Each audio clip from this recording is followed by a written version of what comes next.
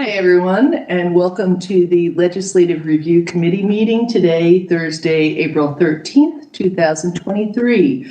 We're in City Hall in room 301, and we are getting going today with today's agenda, and we're starting with an approval of the Thursday, February 2nd minutes. Can I have a motion to approve? Motion to approve. Second. All in favor? Aye. Okay, the minutes are approved. We're going into public input. I don't believe there's any public input unless there's some invisible public. So we will get through, we're through B then, and we will move on to the commission identified items of interest. And we're starting a new topic today. So I am going to turn this over to whoever's going to take it over, and that may be our assistant manager, Nikki Jones. Well, I'll give a quick introduction of the topic, and I'll hand it over to our Animal Services Director, Mr. Barber. So the charge here is for us to look at a very specific portion of the animal control ordinance. And leading up to this, I've got a couple of bullet points to let y'all know and let the public know. So in 2019, residents and community members went to the Mayor Commission and highlighted some challenges in the Animal Control Division at that time. So after many conversations during the same year, the Animal Control Division was elevated to its own department. One of the biggest priorities of the new department was to update the actual animal control ordinance. So in 2020, Crystal worked with internal and external stakeholders in preparation of the charge that went to the GOC. The GOC charge was to look at the animal control ordinance and update it. So that discussion was put on hold for nearly 2 years. So ultimately in August of 2022, the animal control ordinance was updated and approved by the GOC and the Mayor Commission. However, one section of the ordinance was left out, and that section of the ordinance was related to pet licensing or pet registration. Hence, that is why the LRC is now taking this under consideration. So with that, we have a presentation from Director Barber to kind of talk about the pet registration programs, here in Georgia, what it might look like here, and just basically the why and the what of it. So with that, I'll turn it over. Can I ask one question to clarify for myself? When that ordinance was updated, the pet licensing, was that already in it? Was that a decision? Was that a conscious decision to leave it out? Is there anything in there? I mean, that's what you might go. That's a great question. But it was a decision. It wasn't like, oh, we forgot to do this. That's right. It was a conscious decision to review it at a later date. Okay, great. And then also just to go on that, it wasn't already in the ordinance. That was going to be an additional program that we were going to put in the ordinance. And because it's just such a large topic on itself, we tabled it for further discussion. Thank you. You're welcome. Just one other question about the charge. I mean, I thought the charge here was to review the ordinance generally. So is without this specifically, but is this essentially everyone's understanding is like, this is the only thing that we're really tasked with? We're not trying to also review the whole rest of the ordinance? So that's my understanding. I think the entire ordinance has been updated already with the exception of this portion. Yeah, we touched every single item in the ordinance, and that was all approved by the commission, so that's already been taken care of. It's just this one item, and it's such a large topic that they really felt that we needed to do it on its own, and they didn't want to hold up the rest of the ordinance being approved. So, and for my own edification, just two questions. So when animal control was a division, what was it a division under? Central Services. Central Services. And when it upgraded to a department, what did we see in terms of staffing change, like number of people working? I want to say, I think the actual number, I'd have to go back and look. I want to say there's 2 positions different, but there were a lot of part-time, full-time changes. Like some part-times became full-time. They had a lot more part-time and they condensed into full-time.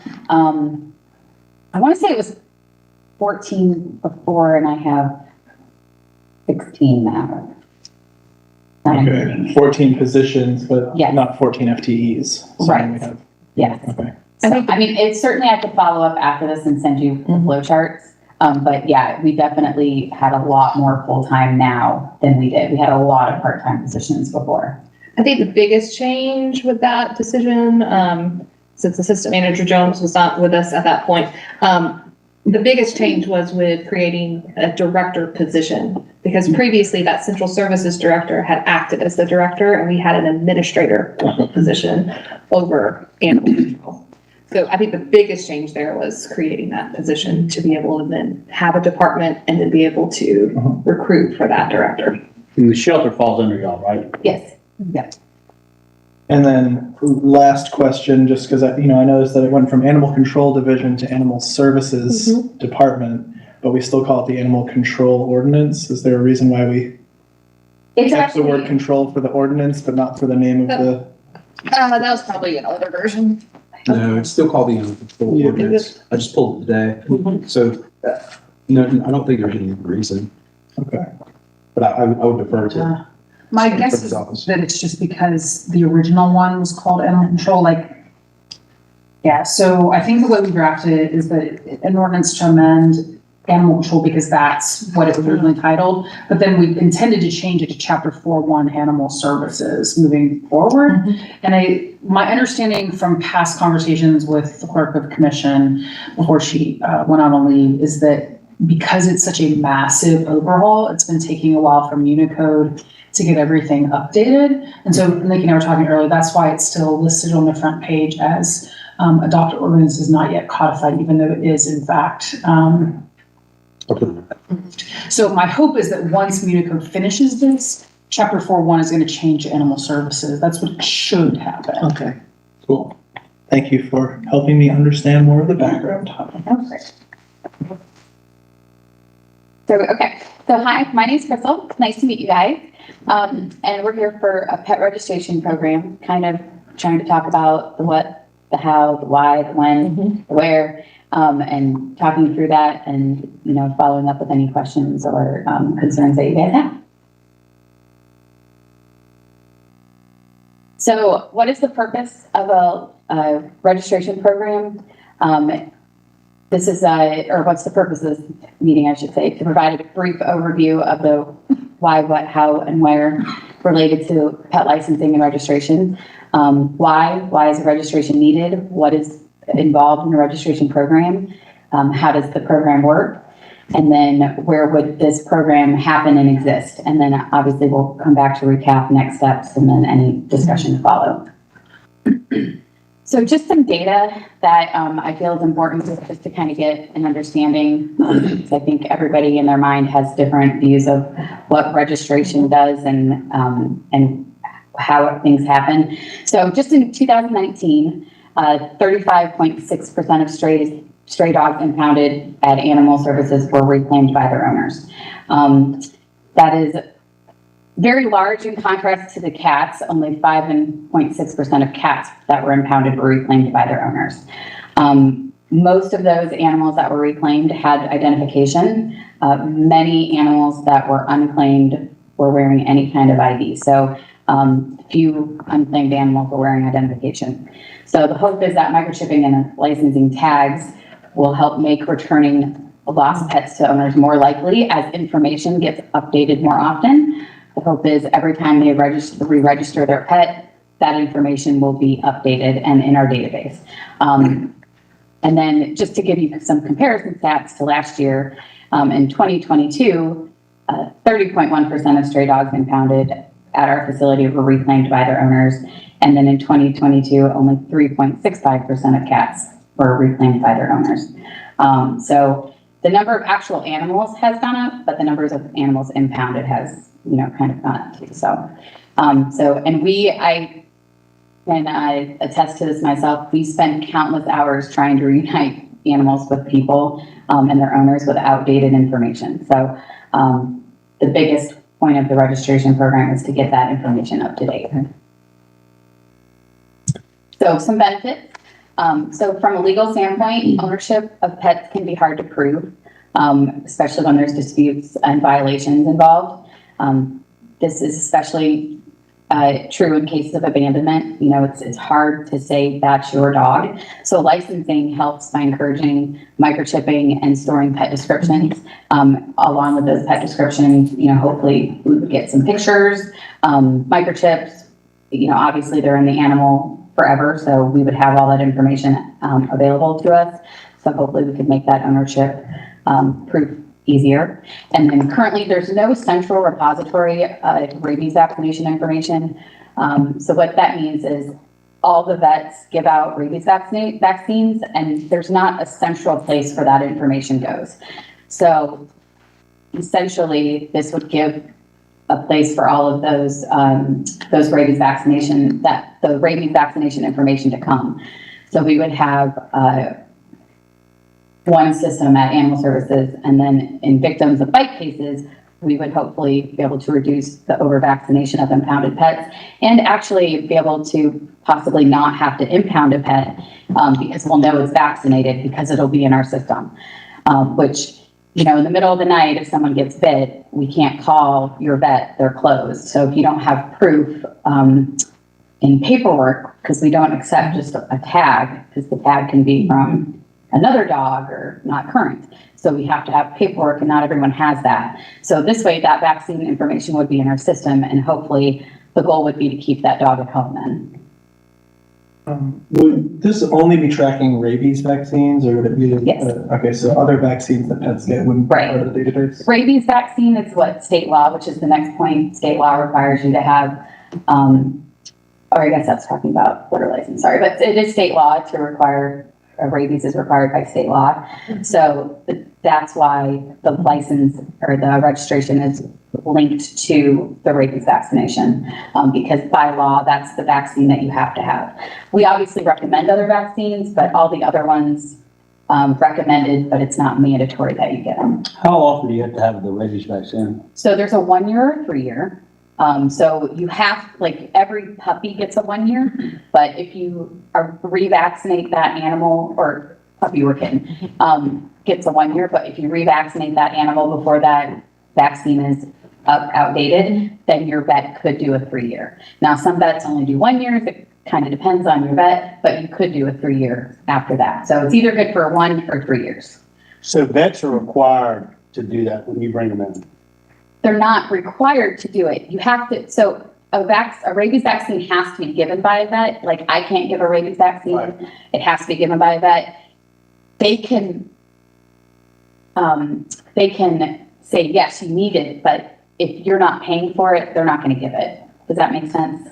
Like, yes, vets are. The state requires it, but you have to pay for it. Yes. Okay. So if you're a client that's like, I don't want a rabies vaccine, they can't give it to your dog and make you pay for it. It's still a service that you have the option to decline. Seems like there should be some at the state level to put some teeth in that. Well, I can say, but I mean- most vets won't give you services if your vet isn't. Right, I mean, that's what I'm saying, but it seems like we're having to go to a lot of work here when it should be, if it's mandated by the state, then it should be that they have to have it, and there should be a database to trace it, so we don't have to do all this.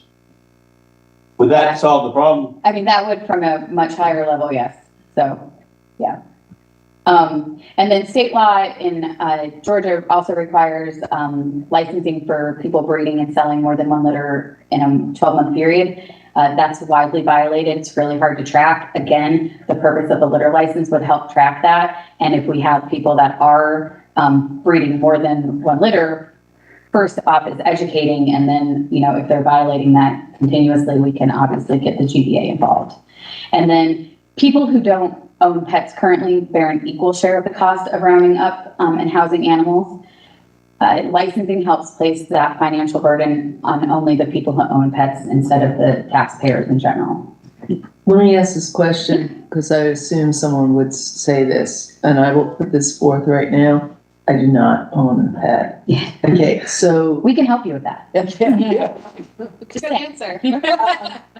But but I imagine people who are responsible pet owners who don't, like, who are paying all this stuff to taking care of their pet would say, well, why is it my responsibility to take care of the pets who end up there because they're not taken care of properly? Why is it more my responsibility than, Carol Myers doesn't have any pets? Right. Is there an answer to that? So as far as, because we do have many responsible pet owners in Athens that we may never see their pet. Mm-hmm. However, I've been in animal services a long time, not just here, but in my former state in Florida.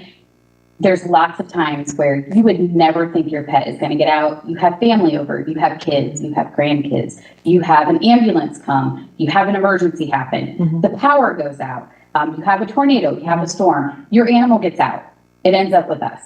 In that case, this registration program would help us maybe not even have to take the animal all the way to the shelter. Because if we can scan that animal or it has a license on it or a registration on it, then if a Good Samaritan finds that, they can actually call the database company and get your information, hopefully, and reunite you with your pet even before it comes in. Great answer. But if it gets to us, then some of the registration fees would help support animal services. And by doing that, that's providing the best care for your animal while it's in our care. Okay. So I think those are important things. And I get that we will never see many responsible pet owners, animals ever. But in the off chance that we do, they're covered and they're going to have the best opportunity to get back to them.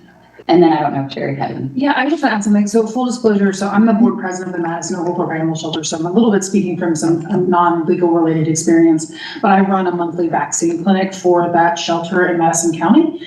And I can't tell you the number of people who don't get their cats regularly vaccinated because they think of them as indoor only. And they're still at risk for exposure if they get out or, have an encounter with an animal, especially wildlife. Yeah, that's coming to your house. Exactly. Second thing is that I can't tell you the number of people who, even though they're very responsible pet owners, don't actually keep up with those expiration dates. So they'll be like, oh, I'm ready for a 3-year vaccine. I'm like, actually, your vaccine expired 1 year or 2 years ago or 6 months ago. So it's just something that's hard to keep up, and having a registration system might also just help those people who are well-intentioned but busy or forgetful. Right. Maintain that rabies vaccination status, because there are really serious consequences if an animal gets exposed to rabies and is not vaccinated. Like that quarantine procedure is an entirely different element, and I knew you could speak. I think it's 180 days now. Yeah. And you have to have a plan in place. So like for instance, if you don't have a plan that's going to work with the health department and animal services at your home, then essentially your pet could be euthanized, even though, maybe it's had a rabies vaccine in the past, but, so it's definitely, it can definitely be dire consequences. Yeah. And we had that happen not too recently. There was like a skunk that, if I remember correctly, there were some puppies or some dogs that got in and interacted with a rabid skunk. And I believe they all had to be euthanized, if I remember correctly. You might remember that. Or maybe it was before you came on, but. I think it was before me, but yes, it was, I do believe it was a skunk. And yeah, I think it was 3 or 4 dogs that ended up having to be euthanized because. Just because they interacted with it. Yeah, and they were, I don't think they were. Sprayed or got bit? No, got bit. And they, unfortunately, I don't think they were owned, or if they were owned, they were surrendered. And the county is not able to keep an animal in quarantine for 180 days. That's 6 months. So it's a long period. So. The state laws that we were referring to earlier, I'm just curious, it sounds like there's issues with compliance here, but does the state law, I'm assuming there's some sort of penalty associated with the state law, or is it just a thing that says that mandates compliance without any? For the vaccine? I'm wondering about vaccine and for the licensing for breeding. So for the vaccine, we actually have in our local ordinance, we can set it. And we tried to do education first, obviously, and get them in compliance, because we'd much rather them spend the money on the dog and fixing the problem, or the cat and fixing the problem.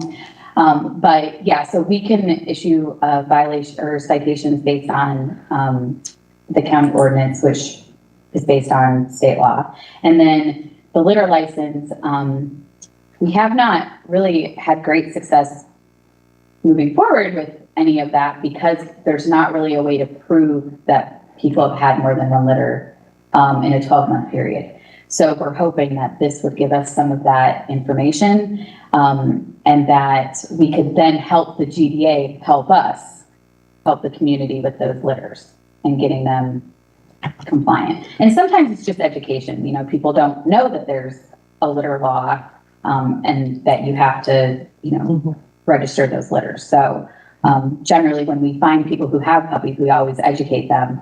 But this way we would be able to actually, get a license for that litter. If I could add one really quick thing, even though it's state law, I'm looking it up, I'm pretty sure it's a misdemeanor. Yeah, I can check that. I think I finally got to it. But the problem with that is that it is state law and our animal service officers are not post-certified. So our only enforcement mechanism is either the police. Obviously, we don't want to use police resources for rabies calls or using our local ordinance. So while there are greater consequences under the state law, we can't effectively use them. Does that fall in the Department of Natural Resources? Like with game wardens? No, I With mean, the state, I mean, where would that fall in the state? with just like the rabies statute, that would just be a law that could be enforced by the police department. It's not under the Department of Natural Resources because cats and dogs are domesticated, they're not wildlife.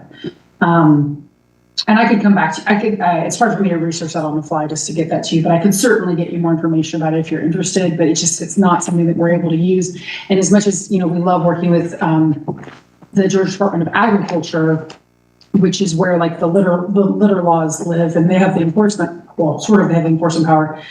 Not only are they incredibly short-staffed, their folks cover large regions, but they really rely on local help, and we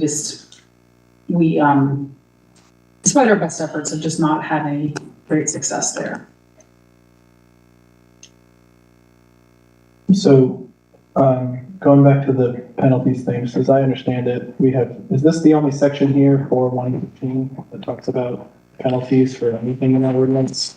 Oh, sorry, so Mandatory $300 for Yeah. first offense, 400 for second offense. that's the menacing, I can't the penalty for menacing in our ordinances. So all of these follow our general rule about possible consequences for any of our ordinance violations, which is 6 months in jail or $1,000 fine. Obviously, people are not getting 6 months in jail, but that's the maximum for ordinance violations. And that's the standard. Yeah, so I guess where I'm going with this is I'm wondering, without wanting to open a can of worms about looking at this ordinance too much, but the idea of a pet registration is to try to get more people compliant. Are there things besides a standard penalty that we're not practically going to use or impose upon people anyway that might be more effective at getting people to comply, specifically with the rabies vaccinations? Is there like some kind of other mechanism for other penalty mechanism that would be more likely to actually be practically used that would lead? I think punitively, no. I mean, I think that the standard is, an ordinance violation and it becomes a citation. And then I will say, in this community, or in this county, when you get a citation, you do go, in front of, the judge, no matter how small or large your citation is, which is helpful because then a lot of times, Sherry ends up making them they offers them the animal welfare class, which then teaches them and educates them about a lot of the laws, including why you should have a rabies vaccination. So I want to say in Athens-Clarke County, I think we do a really good job at that, like helping people understand why and not just do it because. And I think the pet registration program could help even further that along, because if we do have people that are in violation, we can get them either registered. And you're absolutely going to have people that aren't going to do it no matter what, because there's some people out there. And those are the people that we would cite and hopefully get in front of, in the court, and hopefully get an animal welfare class so that they can see the benefits. Because it does really, it benefits them and their pet. A lot of times, yes, there is a fee for that, registration fee, which we can talk about, but it does at the end of the day benefit them and their pets. Kristen, Go ahead. I just wanted to ask you how long your present, how many slides is it? So Yeah, maybe we should let we're asking, let's try to let her finish, and because she might have answers to some questions. Okay. Yeah. And we are such a curious you. bunch. No, I appreciate it. But yeah, if you want to go on to the next one, I think I'm done with this one. Could I just one more thing, just that question? So one thing I just wanted to share is, because you're right, like adding another citation that just is another fine may or may not be the most helpful way to deal with this. I think the real value is that this is a program that can work with vets so that we have like another resource to try to make sure that people are getting registered, make sure that they're getting vaccinated, and that we have that information. So I think that's the angle that we're looking at. It's very different from what we currently can do. So what is a pet registration program? Essentially, this is a program that would require pet owners to register their pet and their pet rabies vaccination with the county in order to get a registration tag. And owners would provide updated rabies information. We provide a tag. That tag proves the animal, that animal is up to date with its vaccinations, and the information can be provided online, by mail, in person, and like Sherry was mentioning, at some of our partner veterinarians that we look to partner with. And then these types of programs assist in covering some of the costs for the animal services departments, or for animal services department. Crystal, Yeah. quick question, the vets here are pretty crucial or critical, right? Yeah, so I mean, we don't have to have veterinarian support, but hopefully we will get that veterinarian buy-in. The nice thing is, just so that, you know, if you go to your vet and you get a rabies vaccine, when you buy a tray of vaccines, it doesn't come with tags. Those veterinarians have to purchase tags. So that's an expense that hopefully this would save them. And with the database that we are recommending to use, they would actually have the ability to sell a tag to a person right then and there, with the possibility of like earning $2 per tag they sell. So like if we sell a county tag for $10, the county would get $8, the vet would get $2 for their time and effort for doing that. So by doing that, you know, the vets don't have to worry about their own rabies vaccine tags. We would provide them. It's, I've looked at the systems, they're pretty easy to use. They're getting a tag anyway, and this way they would just get one of the county's registration tags. So hopefully there will be, you know, all the veterinarians will be on board. I'm sure that there will be, just as with anything, I'm sure not every veterinarian will love the new process, but hopefully also us going in and talking and, you know, educating and how to use that system would also, you know, prove to be, you know, help them be on board as well. And the fact that their clients and their patients would be able to get home when they're closed. Because that's the big piece of this is when they're closed, no one can call them to verify anything. So if we find an animal running at large and the microchip information isn't current, but maybe the tag is, and it's in our registration database, we can possibly even drive that animal to its home. Or if it's injured, take it to the UGA emergency clinic and let the owner know, hey, your dog is at UGA. You know, it's pretty injured. Go look at it, because most people would want to know that as soon as possible. And then how a registration program works. So all dogs and cats 3 months or older living in Athens-Clarke County would be required to have a registration.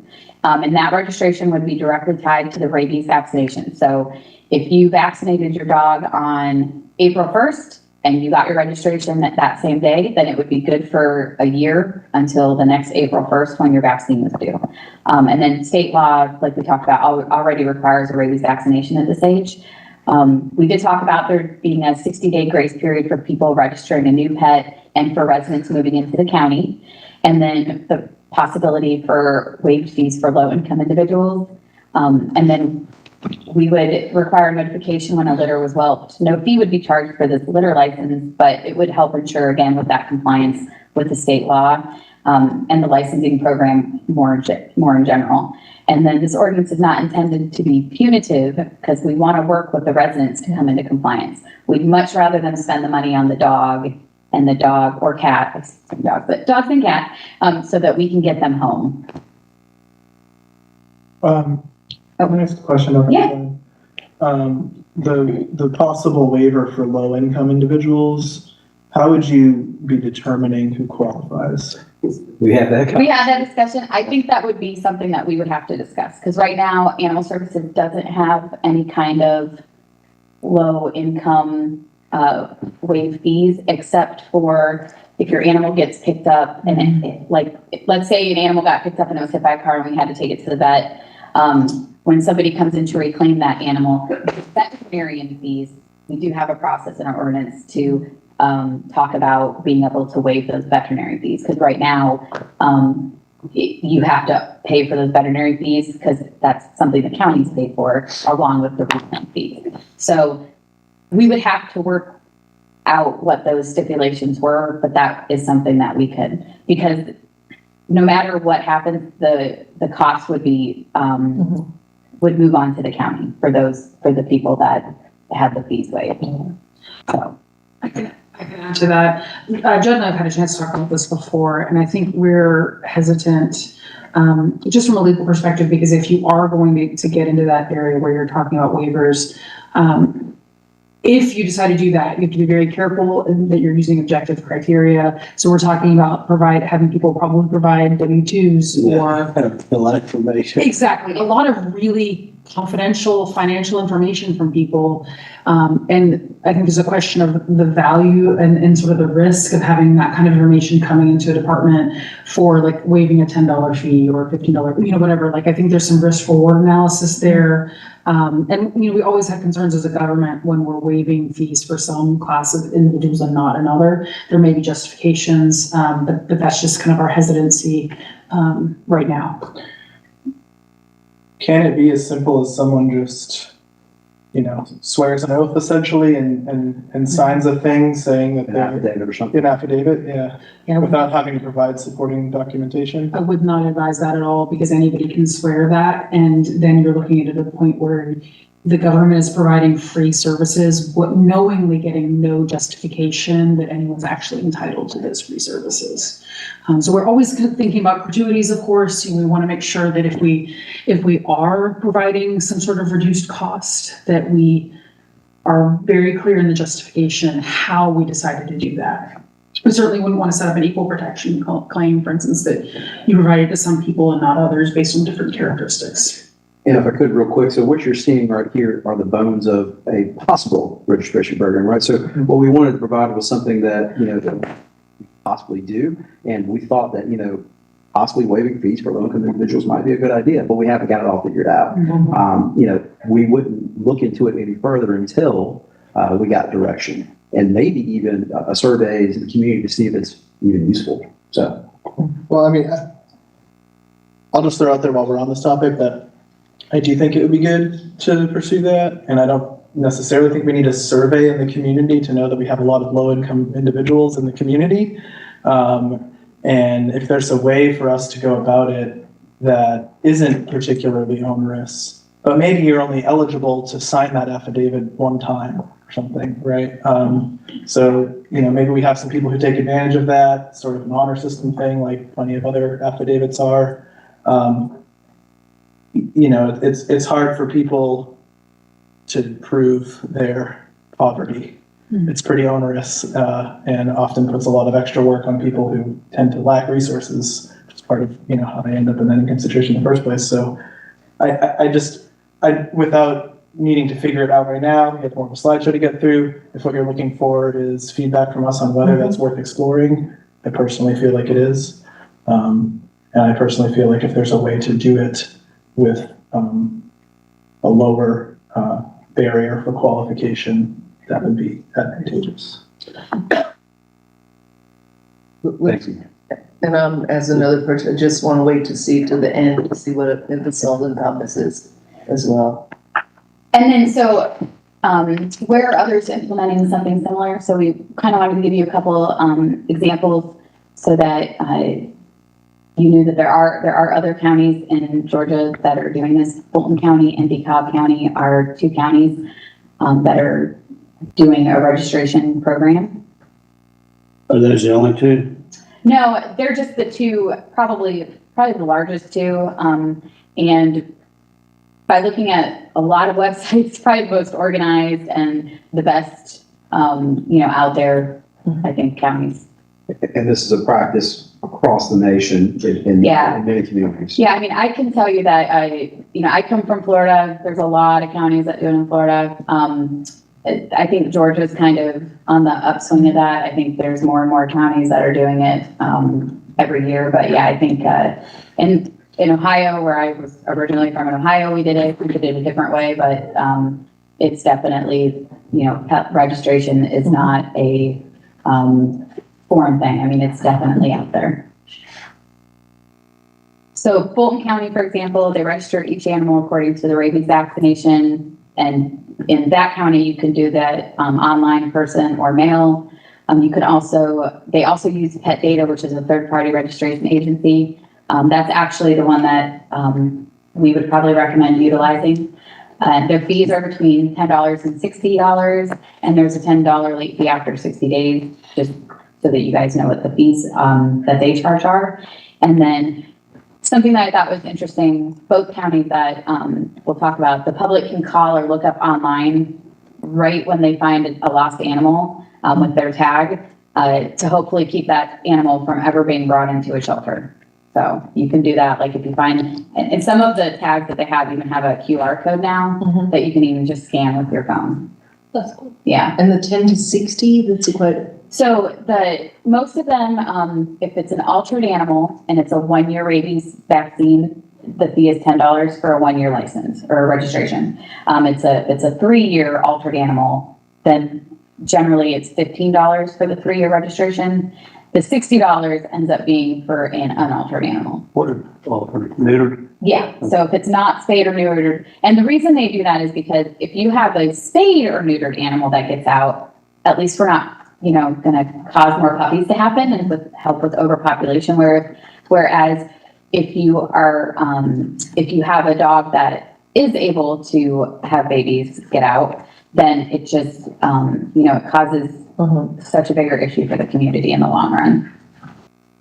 And then DeKalb County, very similar, based on the rabies vaccination. Their fees, again, varied from 10 to 60. Did not mention any kind of late fee on their website. Also uses Pet Data. Theirs you can only do online by mail. You can't go to it didn't seem like you could go to the actual place to do it, but online or mail. And then again, the public can call to look up the owner information if they found an animal with a tag. And then, obviously discussing if this is needed and then bring back draft ordinance proposal. Any questions? back to the one before that, like in that the registration is based on rabies vaccine. I get that, but where is let's say I have the dog, I go to my vet, we're putting this in, I'm getting the rabies vaccine updated. Is something happening at the vet? I mean, how does this work? Like, does the vet say, well, we're going to add on this $10 fee now because you're getting registered, or what's going on? So there's a lot of different ways that can happen. The ask for the veterinarians would be, yes, upon getting a rabies shot, they would either include it in the rabies vaccination price, or it would just be an add-on, fee for that animal for that getting a rabies vaccination. They can always ask the client, do you want to register your pet in the county and do it there? It just really depends on how we want to propose that to the veterinarians. Then what would the burden be on the veterinarians in terms of administering this and getting this? So it seems like we're adding on some work to those vets. So right now, they already have to make a certificate and put their own tag information in the system. Mm-hmm. So essentially, we're asking them not to do that. We're just asking them to sell one of our tags. And I believe that behind the scenes, that's all done electronically. Mm-hmm. Like all the client information is given to Pet Data, and Pet Data then will either mail the tag or the tag is given right then over the counter. And does Pet Data then take the money and get it to us? Yeah, like it goes in an account and that account. Through Pet Data, so we're not adding another insurance. Right. Per person to the vet's staff. Right. We're not creating more work, we're just changing the work they do. Correct. But I don't think we need to go too far into this without getting feedback from vets. Because if we don't have their buy-in, then it's not going to be successful. Because that's the touch point of where this is going to happen, is with the vets. So if we have buy-in and they're part of helping us craft this, then they'll have to say so, they'll agree. Because it seems, on our side, it's not going to be that hard. But we're not in the vet's office. We don't know what their software is doing, what kind of incurred costs they're going to have. And I really think we've got to get their support before we go too far. That's just my opinion. So, Commissioner, that's a good point. And when I mentioned the survey earlier, I wasn't just talking about a survey to determine whether low-income individuals should have the piece weight. I think, if we got direction to move forward with something like this, I think there are a lot of stakeholders that we should survey. In addition to that, when it was in the GOC, that's one of the things that we did talk about, so. And, No, you finish it. well, if we could show, a lot of people hate being told what to do. And so if we could somehow tie a benefit to it, like, okay, you've got your animal registered, you get a discount on pet supplies, or a discount at the vet. And so I don't know how that would look, but you get a 5% or $5, whatever it is. So there's a benefit to encourage people to do it versus making them. I think you'll be more successful trying to get people engaged in the program. So I don't know that we can do with services, but I mean, I can tell you, there's certainly a lot of counties that if the pet is registered and I don't know, this is something that I hadn't mentioned to Sherry, but there's certainly counties that if your pet is registered and up to date and we find it roaming, then there aren't any fees incurred. So even if it ends up at the shelter, we would waive those fees because technically the animal's up to date and registered with it. A lot of counties call it a free ride home, like your first free ride. So what are the fees, like what happens now? My dog is picked up, my, imaginary dog is picked up, ends up with you all. I somehow find out, I go there, it's been there for 2 days. What do I get charged? So right now you would be charged an impound fee, which I know that your imaginary dog is altered, so Right. which is $25. And so boarding is $5 a day. Okay. And then any vaccines we do. The other nice thing is, when you have behind the scenes as an owner, when I get an account at Pet Data, I can go in and actually upload in other vaccine information as well. So like if your imaginary pet has diabetes and is on insulin, you can actually put that information in the Pet Data, which we have access to at any time during the day, which would mean we would know if maybe there's something critically that your pet would need. But I was saying that to get to, if we had this information and you already had all your other vaccines done, we wouldn't revaccinate your pet because we could see, oh, your vaccine's already done, your pet's safe, we don't have to revaccinate. Otherwise, if we don't know, I can't ask the pet, if we haven't got a hold of you yet, then we're gonna revaccinate. Because we want the safest thing for your pet, which at the shelter, it's in with 100 other stray animals. Yeah. So we don't know. I was waiting to hear the fee here involved in the $10. And I'm not even, these days we have so many fees, many people. I understand there are many people who are very low income, but for your middle of the road people, there are so many fees, whether it's getting, your Netflix or Spotify or whatever else, your app. So the $10 seems less in a sense than it would be otherwise because there's so many little fees in life right now. Yeah. And that's clear. And then you would have access to your pet data database all year, like until your registration. And I would have to ask Pet Data, which is just one source that does that, but it's, in my opinion, the best one out there that does the whole package. If after your rabies expires, if you still have access to, like as a user, your database, I would have to ask them that. But I know during that year period, you would have access. So if any of your pet's information changed, you could go in there and change it. Some people, you can even upload pictures. There's a lot you can do as a pet owner with that. And I know some people will never do that. Right. But there are some people who will. And this is totally not a high point, but it's a cute point. They sell different tags. So like you could get a tag for every season for your pet. And some people would absolutely do that to match their collar for Christmas or Halloween or whatever, fall. And that even though it's a different tag, it's got the same unique ID number. So no matter who finds that animal, no matter what tag they're wearing, that pet would be able to be identified in Pet Data. Yeah, and you could also, with John's idea, and then I'll be quiet, but with John's idea, you could have it in not maybe something be waived, but if it was a $10 fee, then there's a $10 discount off of the impound fee, or something along those lines as well. Yeah, and that's something that Sherry and I could certainly, I think that's something to talk about, and certainly one of the things that we do from the court's perspective or the prosecution perspective, which is what I'm in charge of, is we do reductions, based on different things. So people take the class, they get $100 off of their fine. So certainly if we have an animal that maybe is running at large multiple times, right? So this is not a person who just gets like a free pass. Not that we necessarily give free passes on first either, but this is still a person that we would say, okay, your fine would normally be whatever, but we're gonna reduce it because you are involved in the pet registration program. Or one reduction a year or something. Yeah, so I think that's definitely feasible. Is it an annual registration or one-time registration? so it's linked to the rabies vaccination.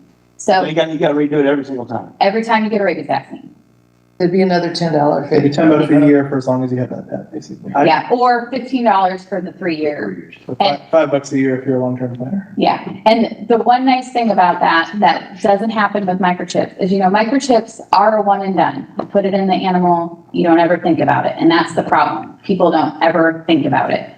With this, they will re-register every year, and yes, there's a fee involved, but that also helps us assist them in getting their pet home.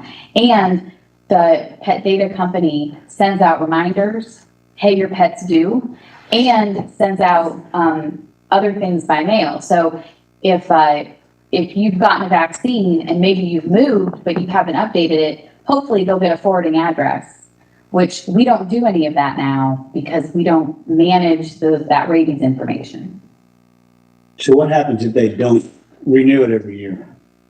I mean, they just, at this point, I will tell you, we're not going out door to door to issue citations to people. We just, obviously, that's not something we would ever do. But I mean, essentially, the information is just not going to be up to date. And if we pick up Just their like the animal, rabies information. yeah, they isn't won't. up to date. If we pick up their animal, then they wouldn't get the benefit of of the possibility of a waived fee if it comes to the shelter. We wouldn't know the information, so probably their animal is going to be revaccinated. And that happens with rabies too, because there's lots of times where the owner doesn't come until the day it gets rabies vaccinated. We've already given it. Well, it just had it 2 weeks. We actually had one just come in on Monday. It was actually owner surrendered, and the people didn't tell us that they had just taken it to the vet. We gave it all its vaccines and did a heartworm test. It was totally unnecessary. They just did it like literally the week before, but they didn't tell us. Do you have, those numbers you showed us at the beginning about number of animals returned to the home? Is there data from Fulton and DeKalb County about like before or after we did this program? And that would be very convincing, like I can certainly reach out to them. Yeah. Because that would that would really like be very convincing for me if that was a big change. When the hurdles that they had trying to get this passed, because I think there's going to be pushback. Absolutely. So, as a pet owner, having to redo it every year, I think that's going to be a problem that people don't want to do. And I think there might be negative impacts that you're going to end up with more stray animals and stuff like that because people are just not want to do it. So we've got to figure out a benefit of how to encourage people to do it. Yeah, and hopefully, like you mentioned, if we can get the vet buy-in, the vets would be providing those registration tags right then at checkout. So we certainly don't have to have that piece of the puzzle, but Pet Data is a company, and they are very on board with, if you have your veterinarians on board, it does make it's a more successful registration program. So with Pet Data, does that share it's kind of like my chart with the hospital? It shares all the medical information, so Anything, you have to enter it. So it's not automatically entered from the No, so you as the pet owner the only thing that's automatically put in there is the rabies, because that's what the license is, or the registration is based on. You have to upload a picture of that, which you can do by phone, by email, scanning it, taking a picture, but or right from the vet, but the other animal vaccines and medical information you would upload as an owner. Is there any kind of software that would share what the vet has? No, only because every vet's gonna be different as far as software. There's nothing across the board. And I will say in the registration world, Pet Data is the most advanced registration company. And, they probably have the most advanced software. And the only piece of the puzzle that is really universal is the rabies vaccine. And I think it's also because that's the one that's mandated by law. Yeah. Do we know what percentage of pet owners get their rabies regularly? Because when it comes to, I mean, you're not doing anything different. You're saying I have to do this every year, but it's really, you have to get the rabies vaccine. It's every time you get the rabies vaccine. And there'll be this other, like, there's a new tax. Oh, yeah. Right? So, but do we know how many people don't get it? And is it? I don't know. I don't think I know. I don't know. I was gonna say, I don't know that we can. We had no other stats, I mean, or like in general. I was gonna say, I can always see what, general stats I can find for you guys. That's not a problem. But I don't know that we're ever gonna get that. I will say in Polk County where I came from, we had a 23% compliance rate. But we did not utilize a company and we, certainly did not utilize the veterinarians. Like, our hope is that we would get support with this program. Pet Data has statistics, of course. I don't know if they're biased because they're the company that does the registration, but they see about a 42% increase in compliance in communities that use their software because they do send out reminders. They're doing all the mail correspondence and that utilize veterinarians. A few questions. Yeah. One, you said this was tabled back when it was first brought before GOC, other committee. But the sense I get from hearing from y'all, who know way more about this than me, is that you think this is a good idea. The specifics of how maybe needing to be worked out, but like, should we? Seems like you're coming with the bias of yes. Well, there are benefits. To be clear, we're trying to be objective, but there are a lot more benefits than the cons. Yes, yeah, but I don't get the sense that you're here now because you figured out that there are more pros than cons now, and you didn't know that before. So like, why ultimately wasn't this? Because if you could do your best to summarize whoever was around a couple of years ago, like, I'm just curious, like, why this wasn't baked in from the get-go. Like, I think the biggest was we literally touched every single point in this, and we had already spent 18 months doing it. So right. I think they were like, whoa, this is a really big topic. We definitely need more discussion on it. Let's table it and tackle the rest, because I think the rest, there were some minor changes and a lot of housekeeping items that we had to go through and change. But I think the biggest point was, after spending so long on this, they didn't want to hold it up for another 3 to 4 months while we talked about how or if or when a pet registration program was going to come into fruition, and hold up the rest of the county ordinance that desperately needed changed. okay. I don't know if you want to add anything. I think that's great. Can I just share two things, going back to that first question before I forget? To your question about whether, if we have any data, I can tell you, I'm just thinking off of my observations, the vast majority of animals that come before me in court, or rather their owners, are not vaccinated for rabies. So I don't think that we'll actually see a huge increase in more stray animals or more surrenders because people aren't in compliance, because they're not in compliance already. I think it's just be one more thing they're not in compliance with, but it might give us a tool to try to help, because right now I can make sure that I can try to require people to get the rabies. I can't require them to register or get microchips. And so that was sort of the next thing I wanted to say, is that this program would operate very similar to microchipping. Hopefully they'll have microchips, but if they don't, at least it gives us some better ways to identify animals. And I think that's extremely important, because a lot of people think they're doing the right thing by getting a microchip, but a lot of these companies are different, and they don't know that they have to renew their registrations for some of them, or they don't realize they actually have to upload information, like that just doing the microchip itself is not enough. Or they don't update the information, like she said at the very beginning. So we have people we're trying to contact, and it's like 4 owners ago or 4 addresses ago. So this is a really valuable service that citizens probably don't realize they need. Because it's just heartbreaking to have animals come in with collars that don't have tags on them. We know this is an owned animal. We have no way to get it back to that person, and they've got 5 days to find it. And so we do have people who are just sobbing to us 2 months later after their dog has been adopted or rescued or whatever, and we can't get their dog back to them. So people don't know to call, go. You know, what I think, and Crystal can speak to this too, I think there's a lot of people who let their animals roam and they don't freak out when their dog or their cat has been gone for a day or two.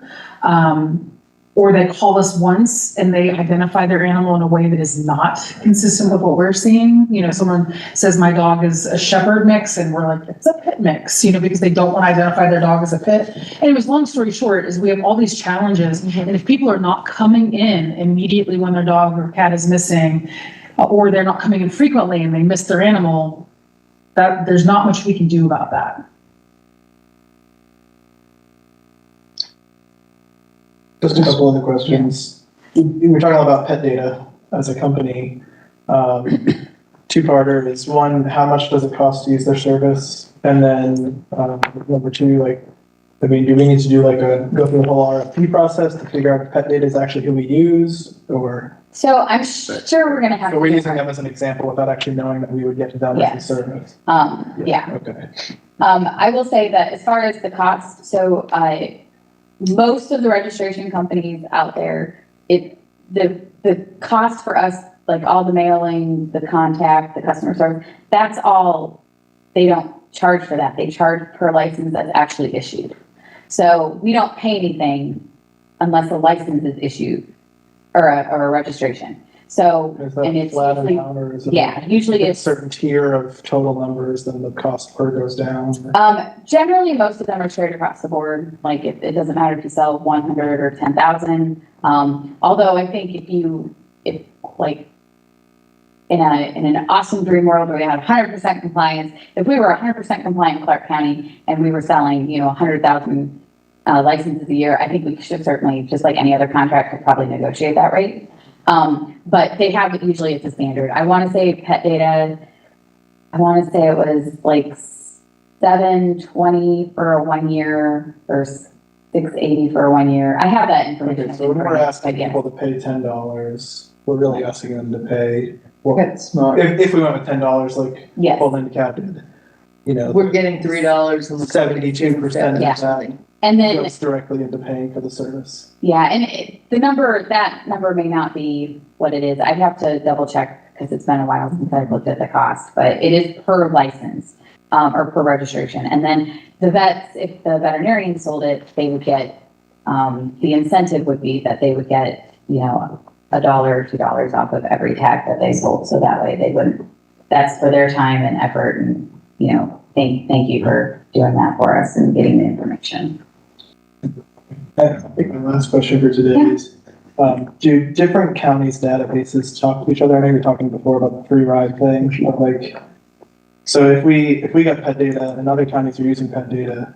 So pet data itself, the database itself, no, but they could call into pet data and talk to somebody and yes, get that information. Just because like you as a person, so I guess as a county, like if I was from, if I picked up a dog that's from another county that was wearing a pet data tag, yes, I could go on as a client, like a citizen that found a dog, type in that information, and I would get what everyone else gets. Now, if you call into pet data as an entity, you probably get more information. Yes, your Does that question make is, if we had pet data and Macomb County had pet data, do those databases, do they speak so we know that this animal came from Macomb County or something like that? Yeah. They don't speak, but the company itself would be available and has a way for us to look that information up. But they don't communicate, like each database doesn't to each other. But that doesn't give us the access to an online portal where we're able to kind of track these things. Well, it gives us access to an online portal, but not like their information. We would only be able to see what a citizen would see, but if we called into pet data and said, hey, I'm with Animal Services, then yes, we would probably get much more information than the average citizen. Just like with microchips. And do you have a sense of how many this is just me trying to understand your job, but Yeah, no, you're fine. we have a lot of people who come in and use our parks and our trails, who don't live in Clarke County. And I imagine sometimes their pets get away. And so like, how many animals are you picking up that you think were actually lost by someone who's not from Clarke County? You had to ballpark. Is that a lot of what we're seeing or a little bit of what we're I seeing? mean, so I think we get more owner surrenders that are brought in as strays from out of county. I'll just be honest, because we are one of the only counties that take owner surrenders right now. And we're trying to make it work as best as possible. But I think actual strays, maybe a dozen a year. Like, we actually just had a little dog that went home on Tuesday that was from Gwinnett County, that was ejected from a motor vehicle. So, and that ended up at UGA, and we ended up with it, and we got it reunited with its owner due to a lost pet flyer, not even a microchip or any kind of identification, so. But there's really no way to know because so many animals come in without identification. And, I kid you not, we had a case where we were pretty sure that one gentleman who hated his neighbor's cats was taking the cats to other animal control facilities or other places and dumping them to get rid of her cats. So, it's just unfortunate the kind of things that happen, and without identification, without microchips. Unfortunately, you can't, the dogs and cats won't tell you where they came from. And it would, so it'd be better, it would answer a lot of my questions. Or what happens, I'm a good citizen, I am driving to Commerce. I see dog on road in Commerce, I'm worried it's gonna get hit. There is no place for me to take it in Commerce, but I'm a resident in Athens, so I can come back and bring it as a stray to Athens because they'll take care of this problem and, I don't feel bad about this animal. But it means the chances of the Commerce owner finding that animal are 0 to none, or slim to none, excuse me. They still wouldn't be able to find it though. No, I mean, unfortunately, we wouldn't be able to help the other counties. Unless it had a microchip or a rabies tag or something else independently, you're right, Our registration program isn't gonna help out county dogs. So So they can go to our vets and get one, I guess. That is true, I mean, we have a large population of college students in this town. A lot of them have animals. So we're requiring them to register. I mean, they're probably they probably have a vet wherever they're from. And they get their rabies shot from wherever they're from. So then they have to come here and register. so if they are here, they would have 60 days. So if they're gonna be here more than 60 days, then yes. But Liz, in reality, Yeah. though, in reality, though, there wouldn't be anything. I mean, if you come here, you're supposed to I moved and I was supposed to Yeah. change my license, my address on my license. I didn't know, I was like, oh, it's a year later. No one came and knocked on my door. Sorry, that's Right. all public information now. Get me? But, that, is that anything gonna I know happen there? that college housing is generally thought of as temporary, but you are moving and you have an address that's not your home address. You are moving and you're moved into a house. I mean, Yeah, but they don't get their mail there. Well, they don't get mail, right? I mean, yeah, they don't get their mail there. I mean, they don't.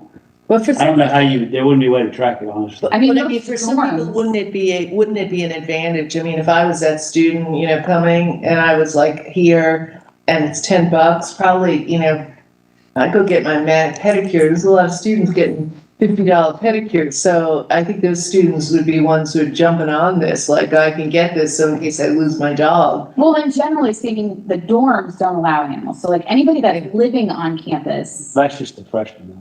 Yeah. right, but I mean, if you're getting an apartment, then, I mean, that's your address for at least 9 months. And I mean, I don't know if you get kicked out of college, then your plan is to stay around, then you are living. We're not gonna if someone doesn't get one and they got it a year later, you're not gonna say, oh, well, we're gonna have to charge you $20 now. I mean, I was, No, I mean- we're not getting into that. Yeah, there definitely are counties that do late fees. We certainly don't have to be one of those counties. Like Bolton, I think had the late fee listed on their site.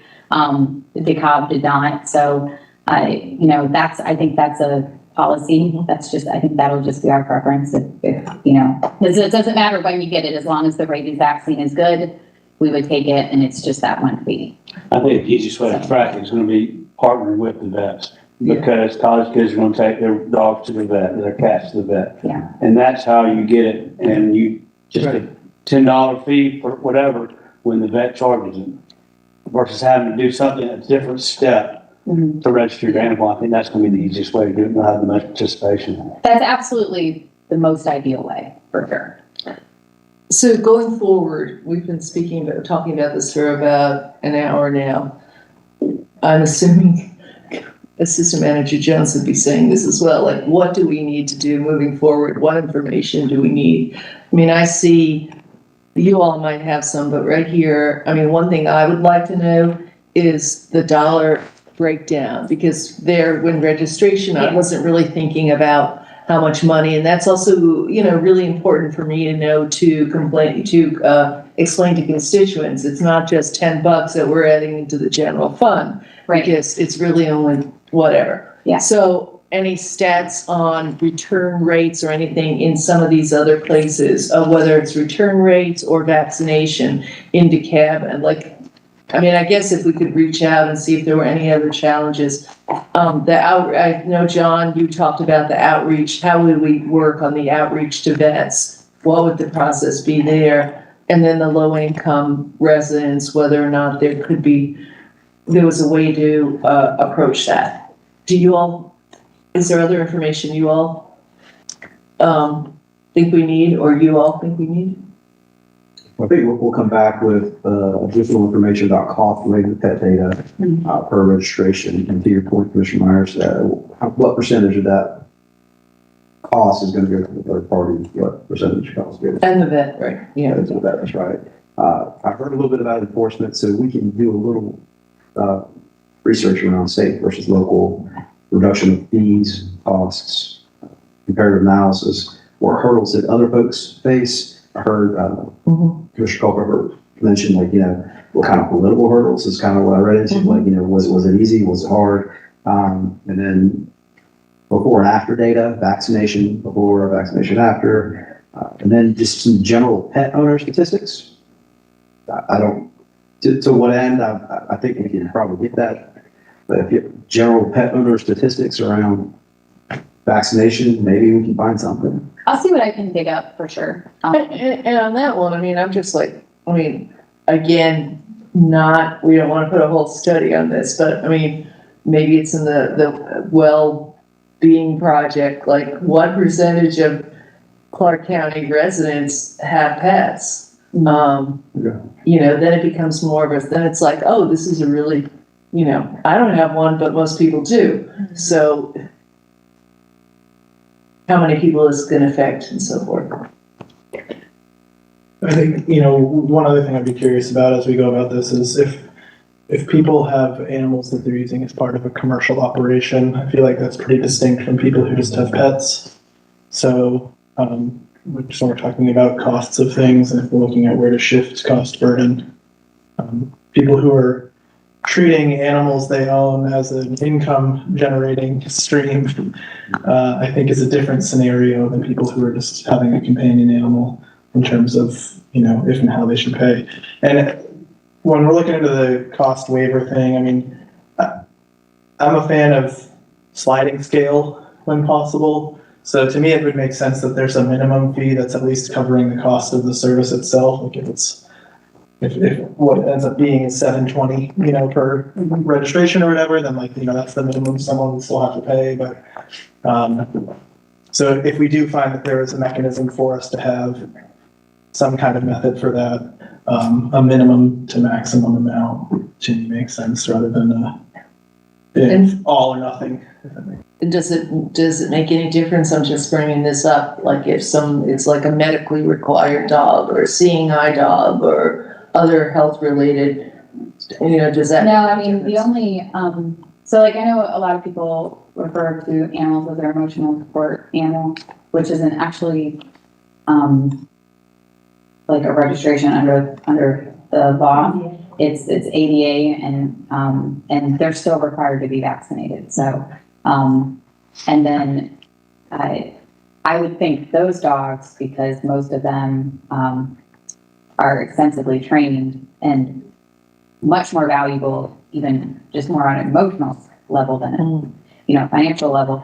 I would think those people, the owners of those types of animals, would find the registration program even more helpful, because that would be one more way that their animal might get home.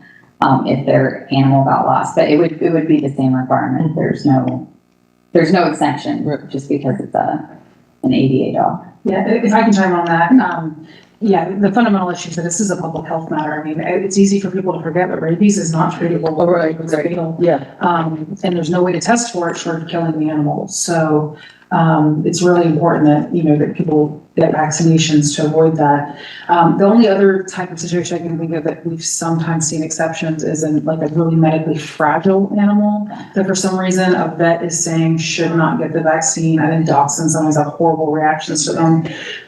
So that's about the closest thing that I could think of as a possible exception. And I also wanted to share to your point earlier, Commissioner Hull, I would not, think that we would be able to address commercial individuals differently for really two reasons. One is that there's some pretty clear state law about how breeders are regulated, and I believe we're generally preempted from doing much with regards to them, targeting them specifically. But secondly, it's really hard to tell what's a pet and what's not. I kid you not, we had one individual, this was before your time, who I was dealing with prosecuting, and he's like, yeah, I just keep them until they're about 6 and breed them as much as I can, and I take them to the shelter when I'm done. And it was like this proud thing that he told me. Like, he had no clue that that was not socially acceptable.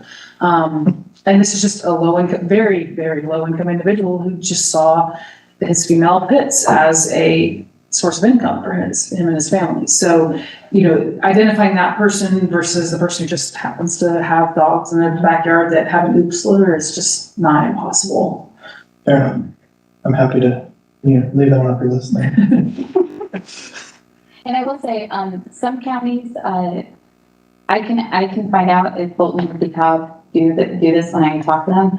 But I know in Polk County where I came from, we still, like if your pet was fragile or couldn't have a registration based on its rabies vaccine, we still did a yearly registration so that we still would capture that information so we could still get your dog home. The fee was the same. I think the fee was $10 no matter what, just because it was not able to be included with the vaccine, but and they still got a registration tag. So I think we could still register those pets so that way we could still get them home, but essentially they would send in something from their vet saying that they couldn't get rabies vaccinated because of a medical situation. And would you say that this program is it equally for return rates or for knowledge on, easy accessibility to knowledge about rabies status? Is it half and half, or what's the impetus for the program from your point of view? I think the biggest key point is, like Sherry mentioned, public safety. And I think a spin-off that really becomes, more important, not more important, but more highly visible is the return. Because we have all that information, because of the public safety feature and making sure that everybody's vaccinated against rabies, we then have the information and the ability to return pets home. So, I think the focus is, it started out as being public safety, but I think the return to owner factor becomes, more the shout out. I don't know if that. I completely agree with that. The only thing I'll also add is, I think for people who don't work in the shelter world, it's hard to realize how much space is a premium and how being able to send even one dog home on a day saves lives, legitimately saves lives. So it's also just like I don't want to have to euthanize X pet who just came off their 5-day stray hold, who might actually have an owner looking for it, but that pet is fearful in the shelter, that pet is aggressive in the shelter, or maybe wonderful at home with you, but we cannot manage this pet. It is top of our euthanasia list and we are full. So, and we even have people who, I'm sorry, I'm ranting. But long story short is anything we can do to get in touch with owners quickly and get animals back or not get them into our shelter in the first place saves lives. So the return to owner aspect is both for the owner and for the shelter and further. Yes. And additionally, the budget. Yes. Because there's a cost associated with it. That's true. That's true. We've got to figure out a way to get buy-in from the community. And so what percentage of our community is involved in the shelter? Very small. So they don't understand that. So I can see them, community seeing this as another fee. And we've got to get around that. And that's why I said we got to show some type of benefit, whether it's reduced cost and something, to get the buy-in from anybody. Because the last thing you want to do is, you know, do another fee, another stormwater fee, whatever it is. They feel like they're getting fees everywhere. And so we could show, okay, well, our animal shelter is overpopulated. This will help us reduce about X amount, whatever that is. That kind of data, I think, will help to have better buy-in from the community. Okay. But I'm just curious, so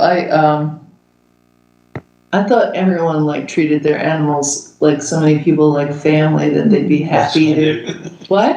I do. Yeah, so Seem like that that. it seemed, cause I'm surprised, like, it seems like people like, well, I guess it doesn't matter because I don't have to pay the fee, you know, I'm still, We can get you a dog, I promise. I bet you if you're not a dog owner, we can get you one. I promise. no, to try. I'm waiting till I'm 80 till I get that, so my last 20 years.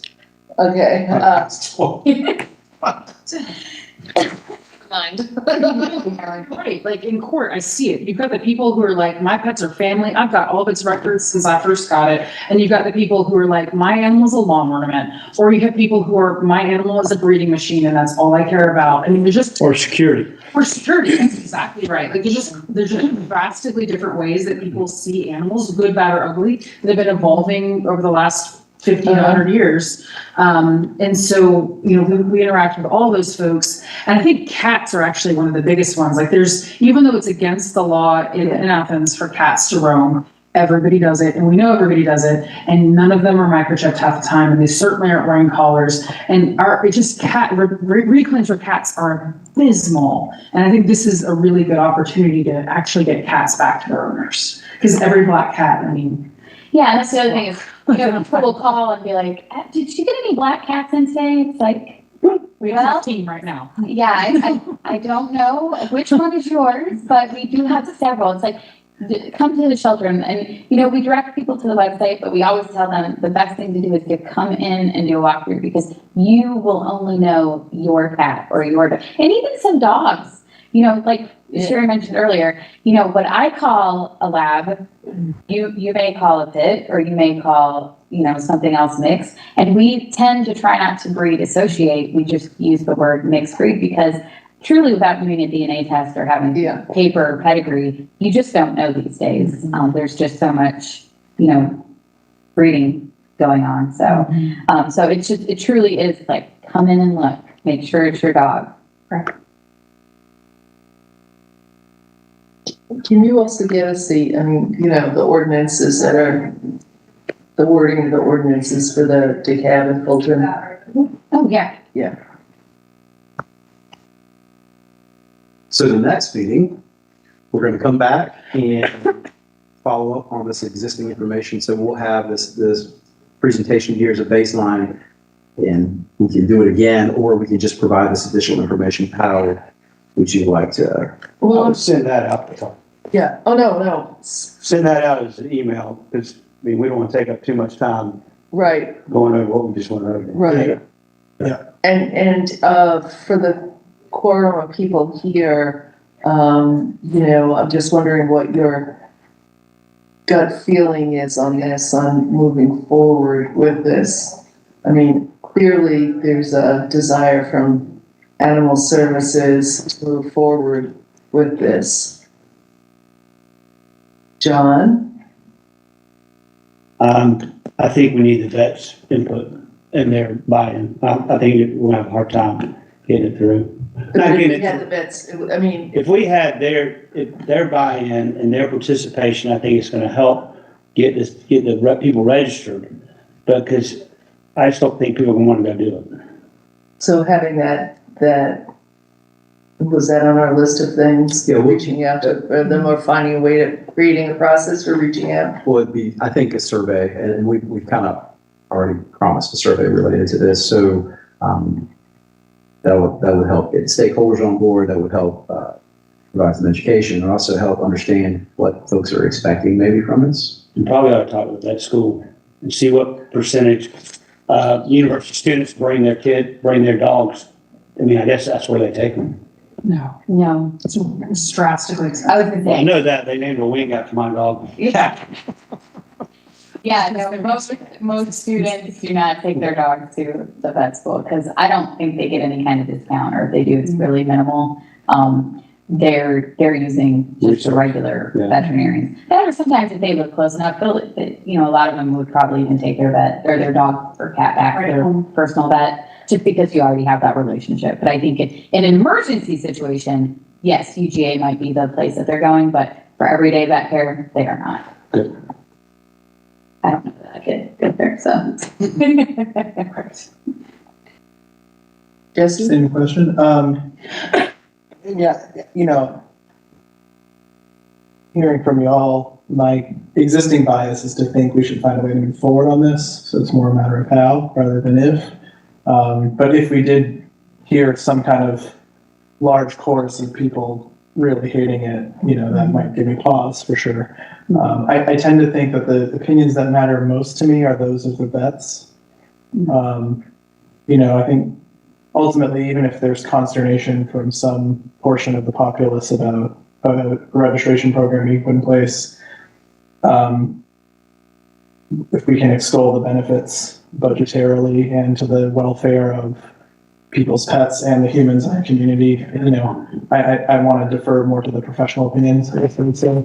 But if for some reason, when we're surveying veterinarians, what we hear is a near unanimous opposition to this program, I'm going to be honest, that's going to factor pretty heavily against what I've heard from y'all today. And likewise on that, I mean, in terms of public surveys, I was just walking through College Avenue and saw those great informational, what are they called? A-frames down there. And I don't know if this would be opening up a can of worms or something, but doing one about this for the public as well. It seems like you could use that as an education piece and get some reaction. I mean, you hear from the past that there are a lot of people in the community who are concerned about animals and animal welfare who will show up at City Hall. So, having that information and that there is community support, it seems like that would be an easy one to get people to fill in. Well, we do have some time and I would like to get Crystal and others kind of talk through a strategy here for the next meeting. But there is a conflict with the next. Another conflict. There is the mayor and commission retreat, 5/4. Oh, right. So, we could have an additional week, we could have an additional 2 weeks, so that would be up to the group. Well, what is the following week? Because we also have budget meetings the next week, I believe. So we're on to talking about quorum for the next meeting and knowing if when there is In conjunction with, a realistic expectation of what we could bring back. Can I have one other thought, just because I understand the worry about the public being upset. The one thing I will share, and this is something that the public probably won't consider until it happens to them, but we've had people who've been bitten, who've had to go to the ER and have had to go ahead and make that choice to spend $1,000+ on post-exposure rabies vaccines. And that's a really unfortunate thing to not only have to go through, but also to have to pay for or try to get the dog owner to pay for. Oh, yeah. When the dog is actually vaccinated. And so that's another thing that will help for those people who end up in that situation. And that is quite a serious situation. Been there, done that. Yeah. So 5/4 is the original timeframe. Now we have a mayor and commission retreat at that particular time. And the following week, there's a budgetary work session at 5:30 on that Thursday. Correct. I have court on Thursday as well, on the 11th. So how much time? We have budget stuff about every Tuesday and Thursday. Yeah, it's my budget all the time, yeah. So for those 2 weeks especially. On the 18th as well. So I don't know if how much time do you think you need for this? I did just speak with the mayor, who will be announcing some other further assignments for the LRC and maybe the other one as well, GOC. So I don't so I know that I'd like to be productive in what we're doing, and we already delayed, we had a month off. So any feelings about meeting on one of those Thursdays before the budget meeting? The 18th or the 11th. But Sherry I cannot. Oh, she can't do it. Yeah, you can on the 11th. Unless we do it before 1:30. And What about a Tuesday, the day of our work session, or our agenda setting, but beforehand? The 16th? 9th or the 16th. Does that work for you all? The 16th is a work session. 16th is an agenda setting, 9th is a work session. The only problem I might have with the 9th is there's a mandamus hearing that may continue that day that I may have to be in, but I just don't know that yet. What about the 16th? 16th is fine. 16th work for you all? Yeah. Does it still work doing it at 1 o'clock if we're having the agenda setting meeting at 6? John, what is you have a. Do it in the morning instead. Would that be better? Does that work better for everybody else? I can't do the morning of the 16th. Can you do 1 o'clock on the 16th? Yeah, that's fine. I could do my walk on the 16th. Can you do 1 o'clock on the 16th? Certainly can. Okay. 1 o'clock on May 16th is our next meeting then? Yes. Can someone please make sure to let our two fellow colleagues know about that as soon as possible? Yes, do that right. Will you send them out an invitation? Yeah. Okay. If I don't do it today, then I'm gonna not have it on my calendar. It's at 1 o'clock? Yeah. And then pardon my ignorance here, but this retreat, which I have seen on our calendar, but I don't recall hearing about other ones, what, Mayor Gertz sent an email about it. It was on his Bubbling. bubbling how up. was that spelled? Or which one we got? Yeah, Street song, I think? It was a couple weeks ago. I didn't, that we confirmed the time. Recent bubbling. Date. yeah, I didn't realize there was a date confirmed, but I maybe can it's, re-forward it to y'all Yeah. after this. It might be good to do that. I think I heard something back from one of the other people, although I didn't understand. Anyway, that's, I can re-forward it. yeah. all right. But it's, the calendar, our Outlook calendar indicates that it's 1 to 4 PM, is that correct? Yep. And Say Barber Street. Yep. Snipes. So it's nice. what was the date we just said, guys? May 16th. May 16th at 1 o'clock. Okay. And I'll add it to your outlook. But we'll. Yeah. Okay. 1 PM.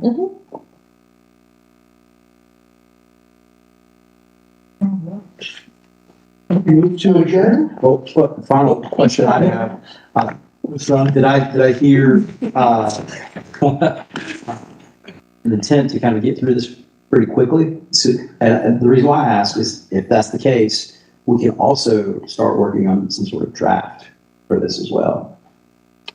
I think that would be. I think that would be great as Okay, well. okay. I think that would be great as well. And then, because we're either gonna vote for it or we're not gonna vote for it, right? That's We'll right. have the other information, we'll be able to go.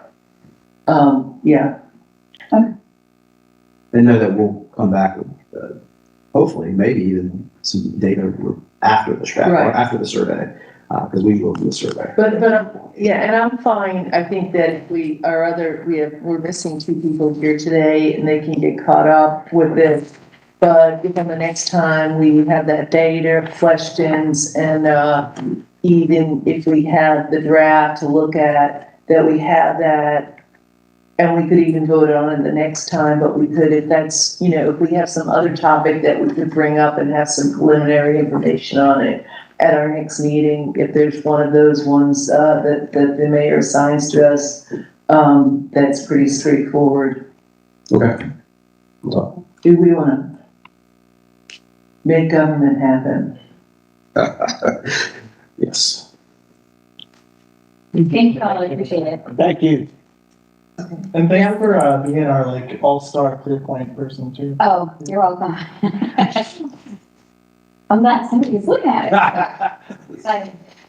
You do a lot of stuff with their voice, so glad somebody's looking at it. No, I mean.